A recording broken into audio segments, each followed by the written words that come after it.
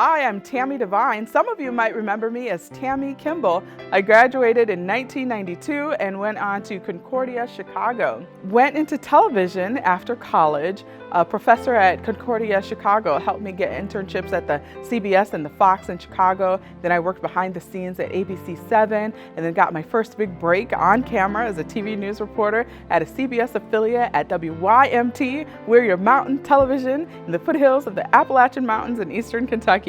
After a year there, I went into Lexington to the NBC affiliate WLEX and reported there, filled in as anchor, was a talk show host, and all kinds of stuff.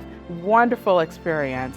I met my future would-be husband in Southern California. He always wanted to do local TV news. I had that background, so I said, let's create a local TV news show. So we did, Crown City News. It turned into this amazing training ground where we've been able to help train people in television. My husband would provide all his knowledge in tech. I would provide all my knowledge in broadcast journalism, and that has helped launch people into their dream careers. So there are people all over the country right now that we trained at Crown City News that give us credit for helping them land in their dream television careers.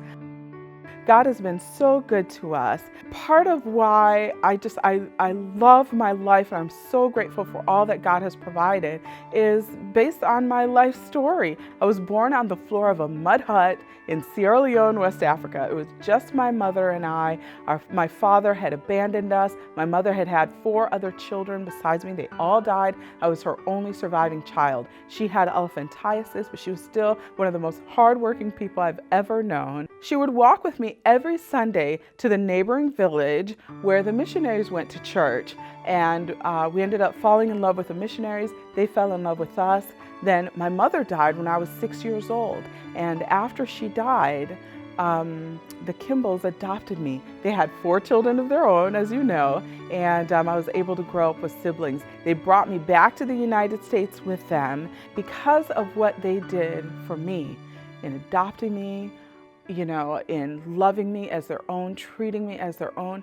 I have been able to enjoy so much of life, and I've been able to have so many adventures that I never could have dreamed of as a little girl in a mud hut in Sierra Leone, West Africa. So I'm really grateful to the Kimballs for all that they did for me, and I'm also grateful that they put us kids at Aurora Christian School. So many people gave their all to teach us. They inspired us, they've inspired me, made such a lasting impression on me. There are so many lessons from ACS that I still carry with me to this day. And I just want to say thank you to all those people that helped me be who I am today. I'm Stosh. I am a 92 graduate of Aurora Christian School. I was here from kindergarten through 8th grade and then actually left and came back halfway through my junior year and then graduated from Aurora Christian. When I was 5 years old, about 3 weeks before I was due to start kindergarten, we had just moved to Aurora from out of state, and my father committed suicide. My maternal grandfather, Keith Powell, who was a benefactor of sorts to the school for many years, said to my mom, I'll send your kids to the Christian school in town for as long as they want to go. And this was 1979, so the school wasn't even really very old by then. I didn't grow up in the church. I never went to church until I was old enough to drive myself there.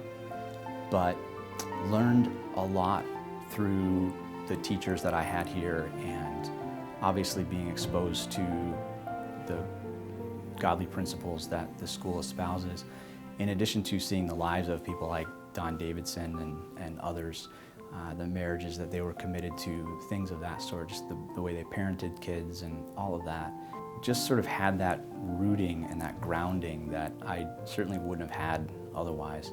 In addition to the godly principles I was learning, it was a significant lesson for me just in terms of being invited into a world that I didn't even really know existed. And that sort of set me on a trajectory of learning and growth and even now, entrepreneurship and things like that, that I literally would trace back to being in 4th grade. I'm the first person in my family to graduate from college. I'm the only person in my family who has a graduate degree. I've written books, articles, did a TED Talk, blah, blah, blah. It doesn't make me special, but I got to do those things because somebody at Aurora Christian said, hey, that kid's pretty smart. And was willing to tell me that and to shape and hone that in ways that I thought, wow, I guess I can do some of these things. That whole trajectory, that entire desire to impact people, that desire to be an example not just of work ethic and excellence in everything that I try to do, but also the spiritual aspect of it, and to say, you can do things the right way, but it's important to do them for the right reason. And your job is to put in the effort and to make the best of the gifts that you've been given, and let the outcomes be up to God. And that's, again, I trace that all the way back to when I was in elementary school. My grandfather choosing to send me here saved my life for sure. Because if I can envision the trajectory of my life as it could have been versus the way it has been, the biggest difference is that he chose to invest in that way. And as an adult, he passed away 10 years ago. And as an adult, I said to him, I basically just said thanks. I said, that made a significant difference, maybe the difference in terms of how things turned out. And my grandfather, for people who knew him, he was a jovial, joke around, always had a smile kind of a guy. And he put his hand on my shoulder and it was as serious as I've ever seen him. And he looked at me and he said, that's the best money I ever spent. Amazing grace. My name is Lynette Malone, and I've been married to Aaron Malone for 24 years coming this summer. Our boys are Aaron, who's in 8th grade, and Andrew, who's in 5th grade. I run a youth program in the city called Teen Night. It's for inner city youth, kids that don't have much money, but what we do is we introduce them to Jesus Christ. Our goal is to remove the gangs out of the city of Aurora. Aurora Christian has had an amazing impact in our household and our family. When you have people who come in behind you and reiterate everything that you're trying to teach, everything that you're giving as a goal, it just puts it in there. It instills it more. TAP has been a wonderful help in our family. What TAP does is it helps you meet those ends. It helps you put it all together. So if you're a little bit short, and sometimes maybe some people may be a lot bit short, TAP is another way that other people who love this school, who may be alumni or who just want to serve God in a different way, they donate to the school, and then the school comes back and says, okay, we're going to pay it forward and we're going to pour it into your families.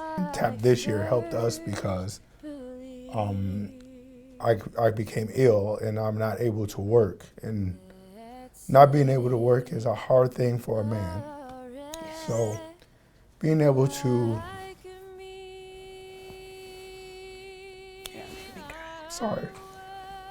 have your kids stay at a school that they love is wonderful. So my boys decided to give up Christmas to stay at their school, but they didn't have to because of TAP. When we've been there 10,000 years. When I say this place is amazing, it is amazing that you are not walking through this one moment alone. And we're not talking about just the finances of it. When I say that there are teachers praying for you, that there are parents that you've never even met, who just are sending you an email or sending you a note through their children. We are praying for you. We are on this prayer wall with you. We're walking this walk with you. And I've been on the other side of it before where you helped others, but this time I was on the receiving end. And I can't tell you, it makes a huge difference. Thank you. Then when we'd first begun.